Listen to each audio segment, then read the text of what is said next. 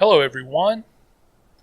Today I'll take just a few minutes of your time and I'll begin by introducing you to Kimber Silver, whom I know from Twitter.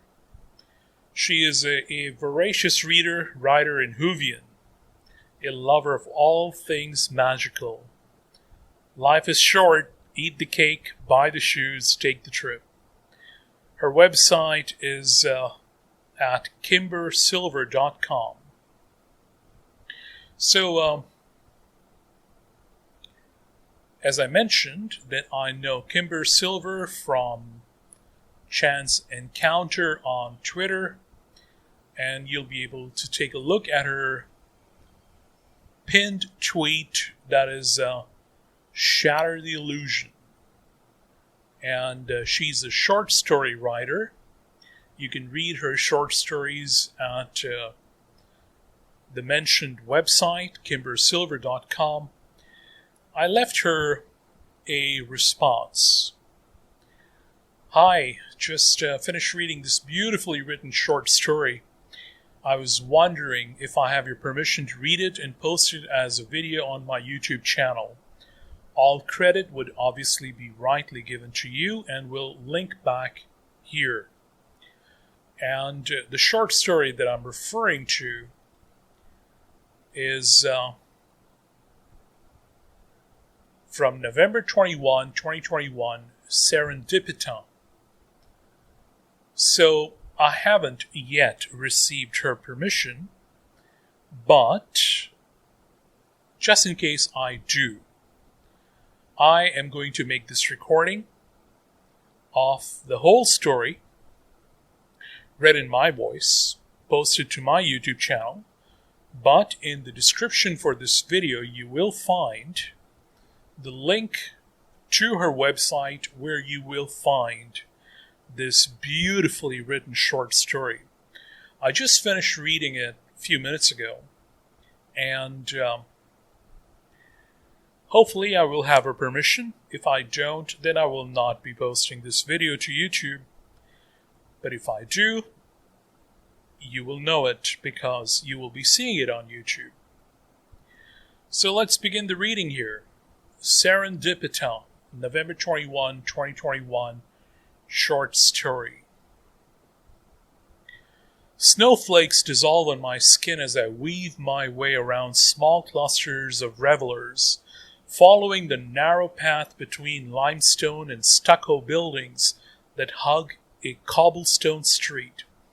I should be close to my hotel, according to directions given by an over-enthusiastic cabbie, who dropped me off, then sped away, using his horn to voice displeasure at the tourists dawdling in his path.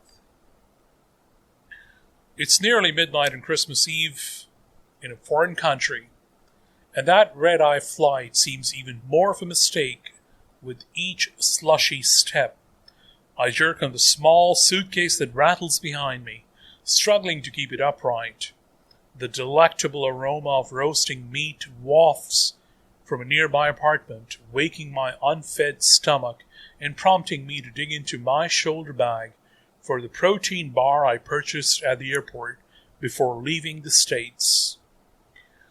Almost without warning, the alleyway opens up and ethereal light draws my gaze to an impressive six-pack sculpted in Italian marble.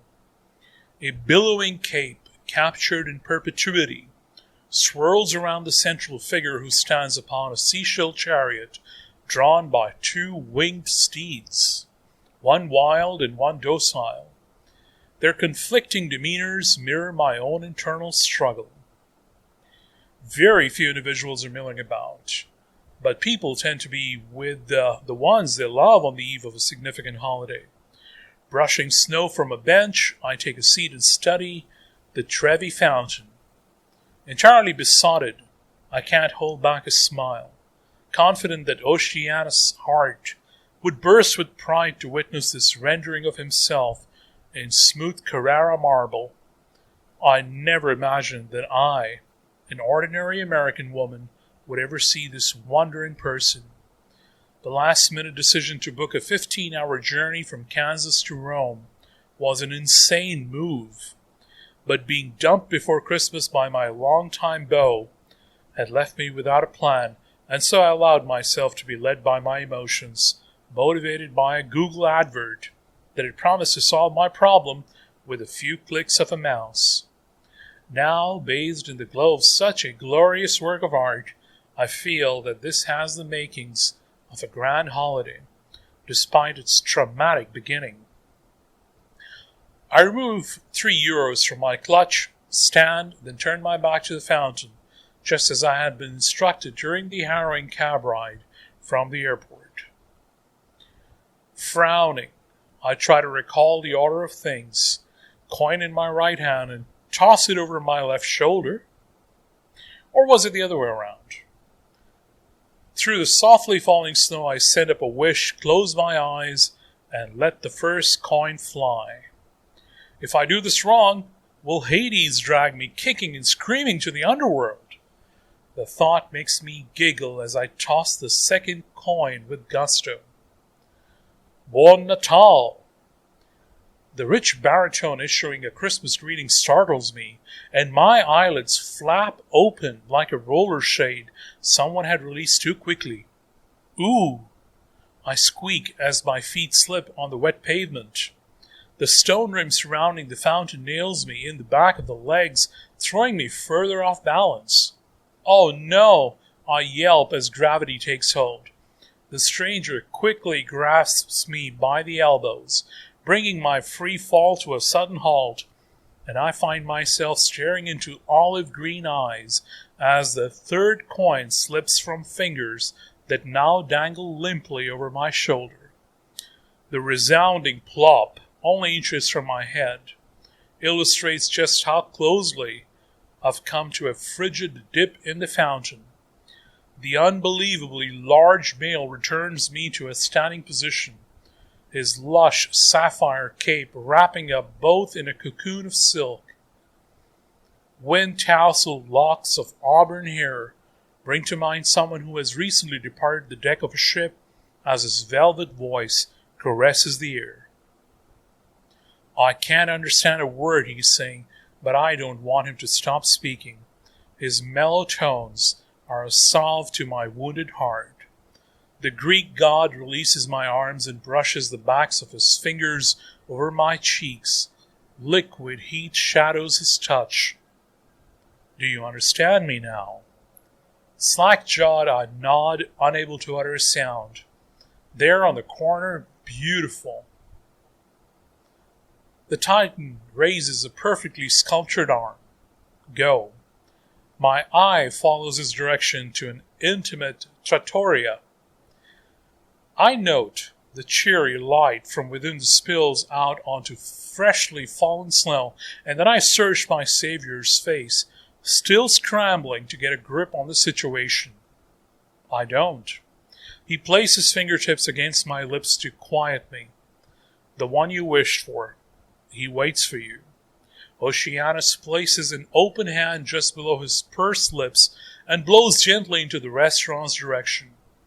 A sudden gust of wind whips open the door to the cafe, and a svelte gentleman walks out onto a rectangle of light in the snow, looking this way and that before his search centers on me. A half-cocked grin tugs at his full lips as he hesitantly raises a hand in greeting. I return the gesture, and an overwhelming feeling of familiarity settles into my soul. The proprietor steps back into the interior, beckoning me to cross the square with the tip of his head. Snowflakes dance in the frosty air as I turn my gaze to the father of the river gods, who has since returned to his alcove. Buon Natal, I whisper, before taking my first shaky steps toward this new destiny, a Christmas gift from the ancients. Isn't that beautifully written? Absolutely mesmerizing short story, Serendipità, by Kimber Silver, the author that I know from Twitter. It's the first time that I'm reading a short story by her. And as I mentioned, if I will have her permission, then you will be listening to this on YouTube from my channel. And in the description, you will have the link to this short story, which is on her website. Thank you very much for your time and your attention. I wish you well. Take care and goodbye. And thank you, Kimber Silver, for this short story and the permission in case you decide to give it. Thank you and goodbye.